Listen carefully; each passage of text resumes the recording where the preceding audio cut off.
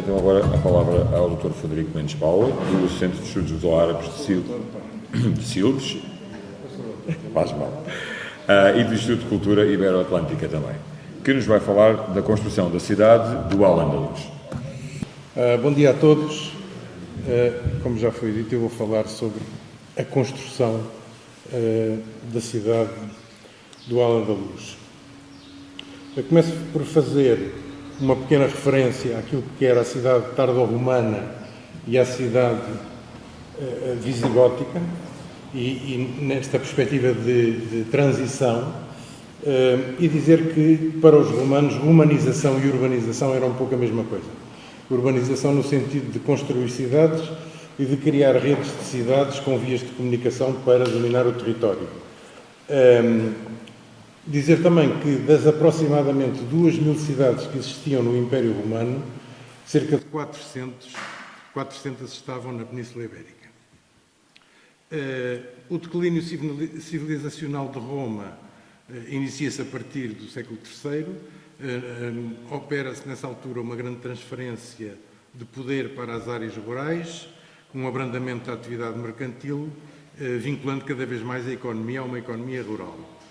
Isto reflete-se também na falta de necessidade de transporte de mercadorias, inutilidade de grandes construções nas cidades e assiste-se a uma certa desconstrução da cidade e da sua própria ruralização, com a demolição de muitos equipamentos e aproveitamento de materiais para outros fins, para além de transformação de muitos dos lotes urbanos em pequenas hortas.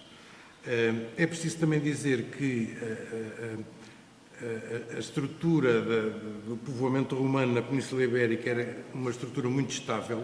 Muitas das cidades não tinham muralhas e nós vemos que, na iminência das invasões bárbaras, muitas das cidades foram elas próprias desconstruídas pelos romanos para construir muralhas de uma forma apressada, e isso está patente, por exemplo, na presença de muita estatuária em muitas muralhas dessa altura.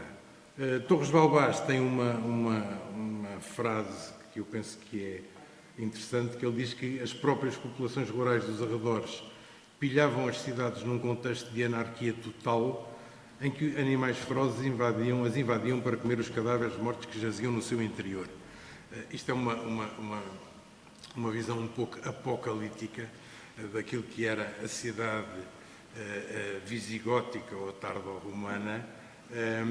Não é essa, digamos, hoje a visão de muitos dos investigadores, principalmente de arqueólogos que têm estudado a cidade visigótica e que a entendem como uma cidade que, não negando toda essa transferência de poder para as áreas rurais, que se mantiveram na cidade uma série de elites hispano-romanas e os novos bispados, que houve, de facto, uma certa desmonumentalização da cidade, mas que a cidade visigótica também teve a construção dos seus edifícios e equipamentos próprios e que ela foi, principalmente, a cidade que fez a transição da cidade clássica para a cidade medieval, que, no nosso caso, acabaria por ser consumada precisamente no período árabe. No século VIII existia uma situação caótica do ponto de vista político, económico e social, por diversas guerras entre fações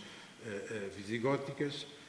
A rede urbana estava obsoleta àquilo que eram, do ponto de vista que eram as necessidades da civilização árabe. E, quando os árabes chegam à península, tiveram que reabilitar ou reestruturar essa rede urbana,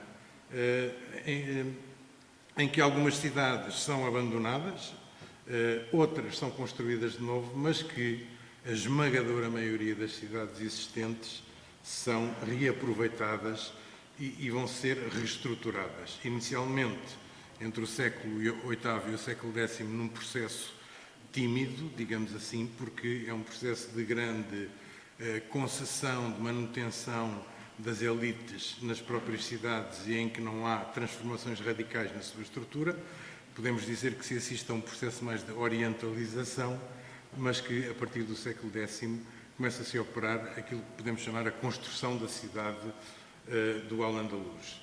Exemplos de cidades que se encontravam em decadência, algumas são abandonadas, algumas são construídas em localizações preferenciais muito próximas da cidade existente, por exemplo, Coimbra, por exemplo, Santarém, mas, como disse,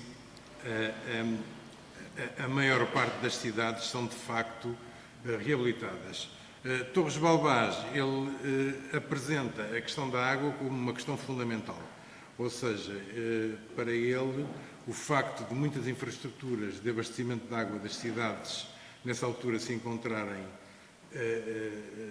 destruídas, faz com que haja uma tendência a uma procura de implantação de cidades junto dos rios. Aliás, segundo os próprios tratados de urbanismo, por exemplo, de Ibn Khaldun, que estabelecia quais eram as condições de localização ideais para a cidade. Esta política de pactos e manutenção das comunidades, como eu já referi, inicialmente não provoca alterações estruturais, mas sim apenas um processo de introdução de alguns equipamentos na cidade visigótica. Oliveira Marques e o próprio Lévi Provençal fazem também um paralelo entre a organização administrativa do território, mostrando que não terá havido também uma grande diferença na divisão entre aquilo que eram as unidades administrativas do período romano e depois aquelas que são estabelecidas pelos árabes com outros nomes, como é evidente. Um aspecto interessante é que, de acordo com os estudos de Miquel de Apalza, existem, ao nível de uma hierarquização dos espaços urbanos, ou, neste caso, humanos e humanizados do Al-Andalus, 3 tipos de espaços. Os espaços urbanos, que no fundo são as cidades delimitadas pelas suas muralhas, os espaços periurbanos, que no fundo se referem às áreas afetas à cidade, situadas extramuros, incluindo a rede de alcarias que delas dependiam, e depois os espaços interurbanos, que são espaços não urbanizados, que se articulam com a cidade. Os bosques, as planícies, as montanhas, o mar, ao nível das atividades económicas que geram. Este entendimento é bastante interessante porque inclui o próprio espaço rural dentro do espaço urbano, ou seja, o espaço rural vive em função daquilo que é a urbanidade. E ele diz que a própria administração fiscal estava organizada de tal forma que a maioria dos recursos eram provenientes do campo, mas eram drenados em favor da cidade e para as suas elites. Este aspecto também permite que as elites visigodas, que nessa altura se encontram instaladas principalmente nas áreas rurais, e a sua conversão e transformação em maulás, ou mouladis, vai-lhes permitir chegar ao topo da hierarquia do poder, ao lado dos árabes e berberes, apesar de sabermos que os berberes eram menos favorecidos. Existia também uma hierarquia ao nível dos aglomerados urbanos, a Medina ou a Adira, se fosse capital, e depois as localidades fortificadas, as aldeias e os domínios de propriedades. A cidade é uma cidade que evolui de acordo com as condições políticas, económicas e sociais. E a cidade do Al-Andalus conhece vários períodos. Podemos dizer que entre 711 e 825 é um período com uma vida urbana muito discreta, em que as estruturas existentes são aproveitadas, algumas cidades são abandonadas e, noutros casos, a própria cidade conhece alguma retração, no sentido de que são ocupados principalmente os seus núcleos mais antigos.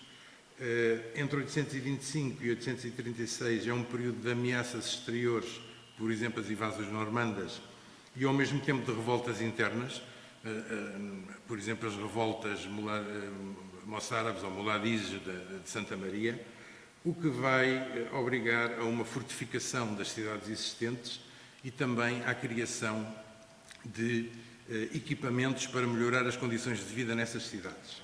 Este processo também tem um processo correspondente de melhoramento das condições de vida nas próprias cidades que são revoltosas. 936-1031 é o período da passagem do califado do Emirato para califado, em que Córdoba atinge o seu poder, que são construídas as cidades dinásticas e que começam a desenvolver-se os centros urbanos do litoral, até aqui muito esquecidos. 1031, 1090 é o período das taifas. O andaluz fragmenta-se em reinos independentes. Muitas cidades que até aí tinham um papel secundário e que estavam dependentes hierarquicamente da grande metrópole de Córdoba ganham um estatuto de capital. E isto vai fazer com que o próprio povoamento, que era extremamente, digamos, disperso por pequenos núcleos, esses pequenos núcleos vão ganhar uma força que até aí não tinham e, portanto, há uma grande consolidação dessas cidades que passam a ser capitais. A partir de 1090, com a conquista almorávida, assiste-se a um grande incremento da arquitetura militar, é um período de defesa, sobretudo em relação aos ataques vindos do norte, mas também é um período em que a religião se aproxima muito da própria população e que existe uma espécie de relação muito direta entre a Alcáçova e a Medina. Princípios e mecanismos de construção. Basicamente existia situações em que havia um planeamento total, ou seja, cidades de iniciativa oficial, em que o agente entendido como um Estado, decidia a localização, a estrutura urbana, inclusivamente decidia a localização das habitações e a sua organização interna. O planeamento parcial, que eram cidades de iniciativa mista, em que o agente definia as linhas mestras da cidade, mas depois eram as comunidades que estruturavam os seus bairros residenciais e depois outros exemplos em que o agente apenas obrigava ao respeito por alguns caminhos e servidões e eram as comunidades que, no fundo, construíam a cidade. A esmagadora maioria das cidades do Al-Andalus eram cidades de planeamento parcial e, portanto, cidades de iniciativa mista. Nós temos um relato da fundação da cidade de Fez por Ibn Abizar, de 1326, quando a cidade é fundada por Idris Ben Idris, no ano de 808, e é esclarecedor o processo de como a construção da cidade se fazia, nesta altura uma cidade de raiz, que dá muitas pistas para como as cidades depois são estruturadas, mesmo sendo cidades pré-existentes. E ele diz que começou a construção do muro do bairro de Al-Andalus pelo norte, rodeou-o todo de muros, nele edificou a mesquita, de seguida empreendeu a edificação do bairro de El-Karawin, levantou ali uma tenda e começou a edificar a mesquita. Empreendeu a construção da sua casa, de seguida edificou a alcaçaria ao lado da grande mesquita e ao seu redor os mercados. E aqui terminou, digamos, que o papel planeador do agente estatal. Quando terminou Idris a construção da cidade e a rodeou de muralhas, toda ela, e montou as portas, instalou nela as cabilas, dando a cada uma o seu lugar. Ou seja, as zonas residenciais eram entregues. Isto agora houve aqui qualquer coisa? Bom, no fundo, e esta também segue um pouco aquilo que é a perspectiva de Manuel Aciano Almansa, quando ele diz que as novas cidades do Al-Andalus são todas elas planeadas e apresentam uma estrutura regular e traçados ortogonais. Isto é um pouco polémico, porque temos sempre a noção que a cidade é uma cidade labiríntica. Mas ele diz que nem poderia ser de outra forma, já que elas dispunham de infraestruturas subterrâneas no eixo das principais vias, redes que tinham que ser racionais e ordenadas.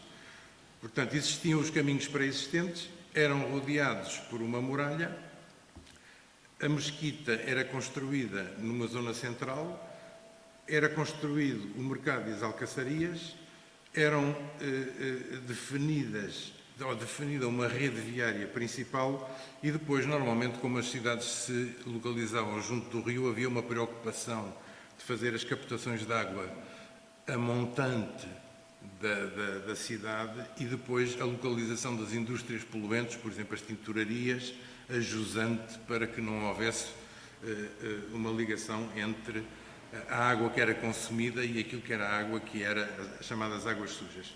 Mas aqui terminava o processo de planeamento da cidade, porque seria nesta trama regular que se iriam desenvolver operações urbanísticas de caráter residencial, vulgo parcelamentos de iniciativa comunitária, estes sim sujeitos a princípios menos rígidos e de acordo com normas de caráter social que darão origem aos traçados labirínticos característicos das Medinas.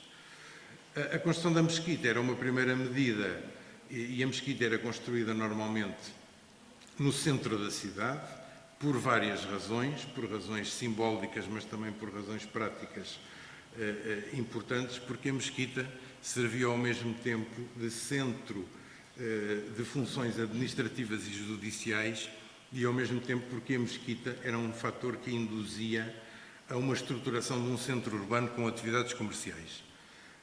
O SUC era também construído e organizado por profissões, facilitando a oferta variada para os clientes, a racionalização dos abastecimentos, mas, sobretudo, uma grande facilidade de controle e da fiscalidade. Junto do SUC existia a caixaria, que era, no fundo, um bairro de produtos mais especializados. Com o evoluir das cidades surgem as alcáçovas, as cidadelas fortificadas, normalmente situadas na periferia da área edificada, agarradas à muralha. Alguns autores defendem que entre a Alcáçova e a Medina se situava uma zona vazia, o albacar que servia para controlar ou para acolher o gado, mas também para acolher os habitantes das aldeias vizinhas e o seu gado, no caso de haver um ataque. Não sei se será assim na generalidade das cidades. Nos estudos que eu fiz em relação a cidades portuguesas ou cidades marroquinas ocupadas pelos portugueses, o albacar não tem essas características. Por exemplo, em Tanger é uma pequena zona integrada na Medina e que, no fundo, é uma pequena área rodeada por muros. Em Arzila, ela é exatamente o contrário daquilo que eu disse anteriormente. Ela fica no extremo da Alcáçova, dentro da Alcáçova e separada da Medina pelo castelo. Com o crescimento da cidade iam-se formando arrabaldes ao seu redor. Esses arrabaldes, por vezes, acabavam por ser rodeados de muralhas e isto acabava por criar uma compartimentação entre os vários bairros através de uma separação entre si de muralhas que Torres Balbás também diz que povoados por vezes por gente da mesma origem ou consagrados à mesma função social. Cada uma destas partes tinha vida própria. Árabes e berberes ocupavam normalmente bairros próprios, dispondo de uma mesquita secundária, ocupando as tribos dominantes os bairros mais centrais. Um grupo que invariavelmente ocupava um bairro próprio eram os judeus e que, dependendo da sua importância económica para o próprio poder, estariam mais ou menos bem situados. Parece que os cristãos fugiam um pouco a esta regra, que se observava nas cidades uma certa dispersão das igrejas e que, apesar de haver bairros para cristãos, muitas vezes até extramuros, eram a única comunidade que se integrava, digamos que, nos bairros das outras comunidades. Bairros residenciais. De facto, a muralha marcava a diferença entre a Medina e o Rabat, ou a cidade entre Muros e o Arrabalde, mas, para além disso, a cidade dividia-se em bairros chamados de derbe, frequentemente seccionados por muralhas secundárias, e este fracionamento do tecido urbano correspondia a um fracionamento social.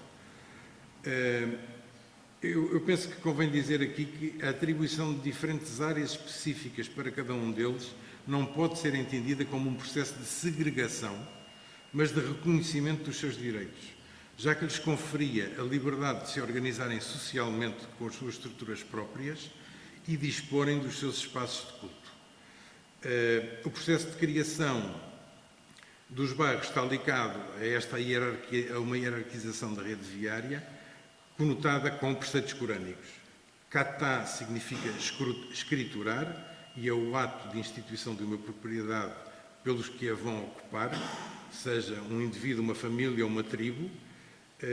Catá é o primeiro passo para a urbanização dos espaços. Quitá é a propriedade estabelecida por esse ato. Um quitá poderia conter áreas não construídas, que eram propriedades das partes que o integravam, da maneira que mais tarde, se chegassem novos habitantes, pudessem vir a ocupar esses espaços. Ou seja, a cidade, quando era construída, previa desde logo áreas não edificadas, mas que, posteriormente, por um processo de densificação ou de saturação, dava origem àquelas medinas compactas que conhecemos. Estas operações de parcelamento tinham assim como objetivo estruturar zonas residenciais, atribuindo a grupos com determinadas afinidades uma zona para se instalarem, constituindo bairros ou quarteirões chamados derbes. Idealmente, os agregados familiares são um derbe. De um derbe são considerados unidos por laços pessoais e por interesses comuns. Estes laços complexos simbolizam a craba, um conceito de chave que literalmente significa proximidade. Em Marrocos, a craba comporta significados que atingem laços de parentesco, participação em alianças, laços de apadrinhamento e clientelismo ou obrigações comuns desenvolvidas fora da vizinhança. Uma darbe pode ser definida como a ampliação da craba num espaço físico contíguo. Os agregados familiares de uma darbe deviam ter capacidade para assumir uma determinada unidade moral para que o espaço social da sua darbe possa ser considerado uma extensão do próprio agregado familiar. Nos vários bairros ou quarteirões, a craba manifesta-se de diversas formas. Participação conjunta em cerimónias, para além de responsabilidades atribuídas aos habitantes das darbe, como seja construir e manter a mesquita, contratar um faqih ou professor corânico, ou ainda contratarem um guarda noturno ou assas. Os homens residentes de cada darbe são chamados de ma'ruf, ou conhecidos, e as mulheres respeitáveis circulam livremente nas suas ruas. Isto é uma citação de um texto de Dale Eichelman. A estrutura viária era hierarquizada, existiam as ruas, que aqui vemos representadas com este tom, não sei de que cor é que é, se é amarelo, se é cor de laranja, se é verde, eu sou daltónico, peço desculpa por isso, mas eram as vias, os eixos principais, que eram claramente vias de utilização pública. Mas depois existiam os impasses, que estão aqui representados a azul, que eram arruamentos estreitos e tortuosos, becos sem saída que constituíam os acessos às habitações, também designados adarves. São espaços muitas vezes encerrados no seu início por um portão conjugado com um arco que liga os imóveis de um e outro lado da rua. Os impasses são tratados como espaços semi-privados, geridos em copropriedade pelos vizinhos. Não são espaços escriturados como espaços privados, mas têm uma utilização privada. A gestão privada da cidade tinha regras e obedecia a determinados conceitos. Um deles era o da apropriação do espaço público através do direito de uso, a finá, significado pátrio ou adro, conceito de espaço confinante com o acesso a uma habitação e de utilização preferencial para o seu proprietário, que se materializava na construção ao nível do piso superior. O conceito de fina permite estabelecer a diferença entre a via pública ou comercial e a vida privada ou residencial, definindo-se como o espaço aberto ao redor ou frente a um edifício, segundo a opinião da maioria dos juristas muçulmanos, considera-se como parte da propriedade. De acordo com o escrito do califa Omar ibn Khattab, todos os propriedades dispõem do direito de usufruir a sua fina. O direito concede esta noção como extensão da casa, uma espécie de hurm, de espaço sagrado. Apesar disso, o proprietário não tem direito de ocupar fisicamente a fina com construções, mas apenas utilizá-la como um espaço exterior de uso privado, por exemplo, para estacionar o seu burro, cavalo ou para fazer cargas e descargas. No entanto, a fina poderia ser ocupada fisicamente ao nível do primeiro andar, por exemplo, na construção das chamadas mocharabias, as chamadas varandas árabes, designação que vem do termo charibá, que quer dizer beber, portanto seria o local onde se bebia o chá. Eram encerradas por estes entrelaçados de madeira chamados raushan, que deu origem ao nosso termo reixa, noutros países a moxarabia também tem o nome de tahrim, por exemplo no Iémen, que significa, vem do verbo haram, proibido, e que significa uma zona onde se pode ver para o exterior da casa, mas que do exterior não se pode ver para o interior. A existência da fina, da ocupação da via pública superior de um e do outro lado da rua, quando as duas propriedades frente a frente pertenciam ao mesmo proprietário, podia-se construir um outro elemento que era o sabat que ocupava e criava uma ligação entre os dois lados da rua. O sabat era muito incentivado pelas pessoas que geriam a cidade por várias razões. Por um lado, porque climatericamente tornava as cidades mais frescas, mas sobretudo porque, do ponto de vista estrutural, eram elementos muitíssimo importantes na contenção estrutural das fachadas, não permitindo que, em casos de sismos, as fachadas se abrissem e ficavam, de certa forma, muito mais resistentes. Para além disso, existiam bastantes normas muito práticas, por exemplo, duas habitações não podiam ter a porta frente a frente, nenhum terraço podia ser mais alto que o terraço do vizinho, o próprio muezzin, o próprio muezzin não podia fazer o chamamento para a oração, não podia subir ao minarete fora das alturas em que o chamamento era feito, porque ele próprio iria devassar as vistas, e existiam também regras em relação às janelas. Existem normas e tratados. O direito malaquita não atribui um estatuto jurídico próprio ao espaço público, mas remete, digamos que, para a utilização do espaço público esse direito. E aí faz uma diferença clara entre aquilo que é a rua e aquilo que é o impasse, definindo a rua como um espaço de utilização pública e o impasse um espaço de utilização privada. Existem normas e tratados. Eu aqui referiria também que, para além disso, existem normas urbanísticas que definem que a própria hierarquização dos arruamentos tem que ter uma correspondência métrica com a sua largura, ou seja, não pode ser feita de qualquer maneira, e que existem tratados de jurisprudência, como o de Aissa Boussa At-Tulaiti, que é escrito no século X e que ele estabelece uma série de princípios que, sobretudo, pretendem evitar conflitos entre os vizinhos. Era essa a grande propriedade, a grande preocupação dos tratados da altura. Ele divide o seu texto em 7 categorias: uso do solo e edifícios, arruamentos, paredes, privacidade e vistas, drenagem e higiene, plantas e árvores, pássaros, abelhas e animais.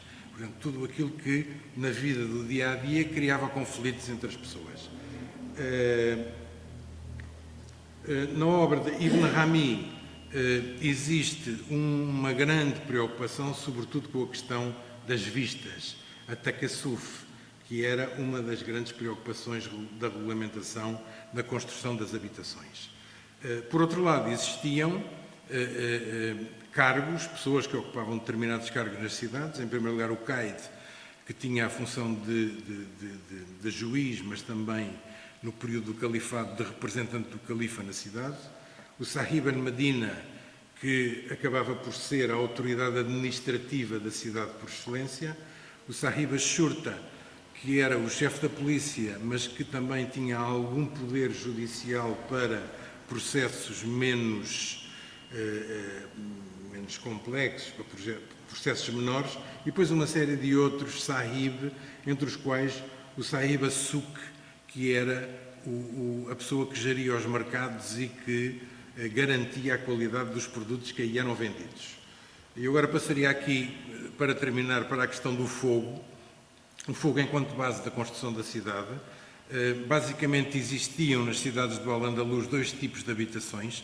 Uma delas era a chamada casa-bloco, muito inspirada na Tadarte Berber. Esta bolinha vermelha é o fogo, portanto é o sítio onde se faz o fogo, onde se faz a lareira. Não é por acaso que nós hoje em Portugal ainda chamamos a uma habitação um fogo, porque é a cozinha, digamos, o fogo que define a unidade habitacional. A casa-bloco era uma casa, sobretudo de zonas rurais e de zonas urbanas muito pobres, que podia especializar-se através da subdivisão interna ou através da ampliação. Mas também podia associar vários módulos, criando um pátio de utilização própria, ou agregar-se a outras habitações, criando uma espécie de protopátio que era gerido comum. A outra casa era a casa-pátio, que vivia precisamente do pátio ao Wastad-Dar, que significa o centro da casa, com uma entrada descentrada em relação ao pátio para não haver o devassamento do interior. Nenhum compartimento comunicava com outro compartimento, tudo comunicava com o pátio. Existiam 2 compartimentos especializados, a cozinha e a latrina, e depois existiam outros compartimentos não especializados, ou seja, que serviam de salas ou de quartos, muitas vezes tendo numa das extremidades a chamada alcova. A casa-pátio podia ampliar-se horizontalmente, ocupando espaços vazios, se eles existissem, ou verticalmente, quando esses espaços não existiam. Destas tipologias, depois, podemos sair para uma série de formas como elas se agregavam e que tipo de traçados elas originavam. Este é um exemplo de como se construía um quarteirão com base nestas tipologias, ou seja, temos embaixo horizontalmente aquilo que era a rua pública, depois havia um portão que dava origem a este conjunto de impasses, e é aqui que se instalava uma comunidade com estas ruas sem saída. É interessante verificar que as fossas das habitações só se podiam localizar nos impasses, não se podiam localizar nas ruas, e, portanto, a própria gestão das infraestruturas ficava da responsabilidade dos próprios moradores. Conclusão. 4 conclusões que tiro aqui. A cidade do Al-Andalus é construída em rede, ou seja, as cidades não são construídas uma a uma de forma arbitrária, mas em rede numa perspectiva de gestão do território, sobre o qual, território esse, prevalece uma noção de urbanidade. A cidade do Al-Andalus é construída num esquema público-privado, em que o público, o Estado ou a autoridade oficial, estabelece as suas linhas gerais num processo de planeamento, e o privado constrói os bairros residenciais num processo de construção orgânica, com base no agrupamento dos fogos em torno de impasses. A cidade do Al-Andalus é construída com vista à sua gestão, atribuindo aos vários grupos sociais determinados territórios, os derbes, os quais gerem de acordo com os seus códigos de condutas e as suas convicções religiosas. Por último, existem tratados urbanísticos e normas, cuja essência é, sobretudo, a de gerir e evitar conflitos entre residentes, cabendo à autoridade judicial ou CAI a decisão em situações de desacordo. Eu peço desculpa por me ter estendido um bocadinho e agradeço a vossa paciência. Obrigado.